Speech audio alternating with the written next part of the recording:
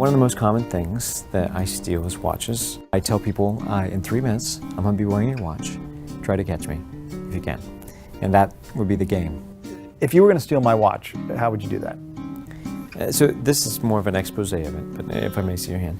So yours doesn't come over the end of the wrist, but if you close your hand kind of tight, it creates a little bit of tension so your wrist gets wider. At the same time, while you're focused on your watch, you lost the cell phone that's in your front pocket.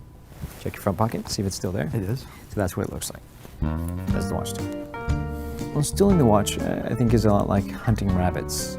If you've ever tried to sneak up on a rabbit as a kid, you see it munching the grass, you come close, its ears perk up, and you wait until it goes back to munching the grass and you come forward again.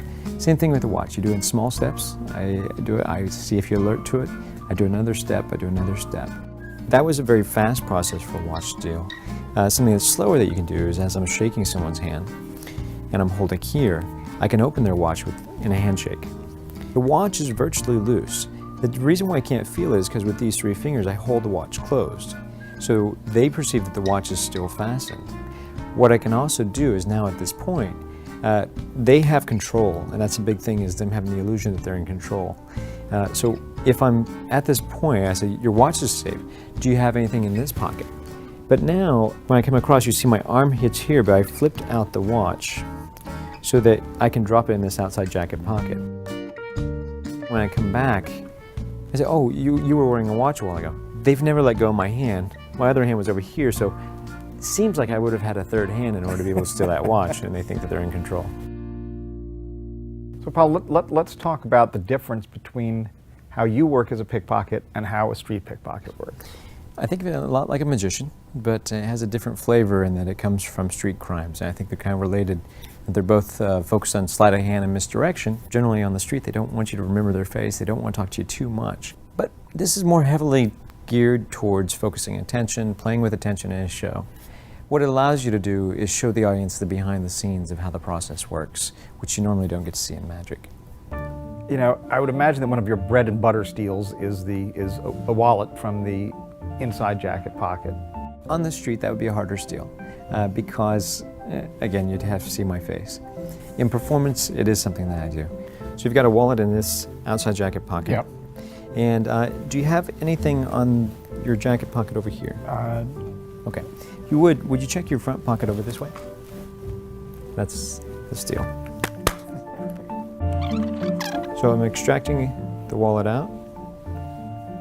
And then I'd have you check, is this your wallet? You feel it sits there. I hold it with my pinky and I grab your lapels, but it's actually outside of your pocket now. But when you see my hand come out, you feel like you have it. Totally. And as this hand goes up to touch here, it lets go of the wallet, so the wallet falls down your jacket, and this hand catches it. So as I go here, I grab it, but now your sight line is blocked by this arm.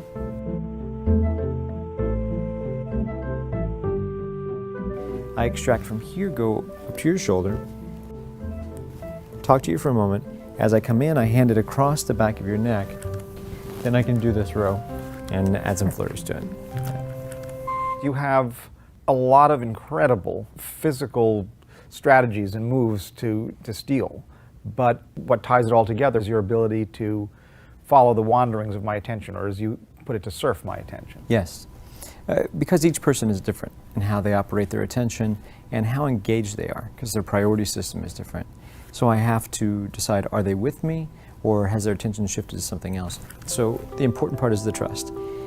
It's kind of like a force field or a little security zone, and you set that off when I step into your space. So I'm at it right now. Yeah. But you know, it's even here, we're kind of at 45-degree angles, so as I'm coming into it.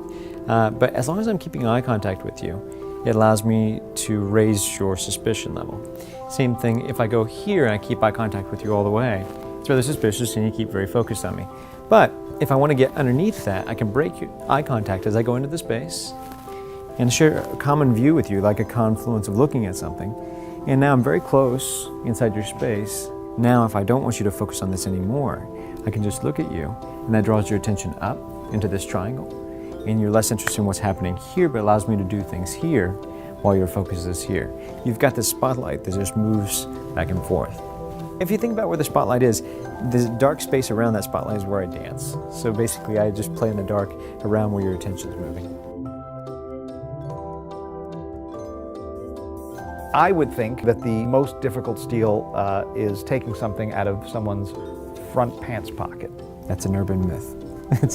Well, here in the States, it's very common. There's two things.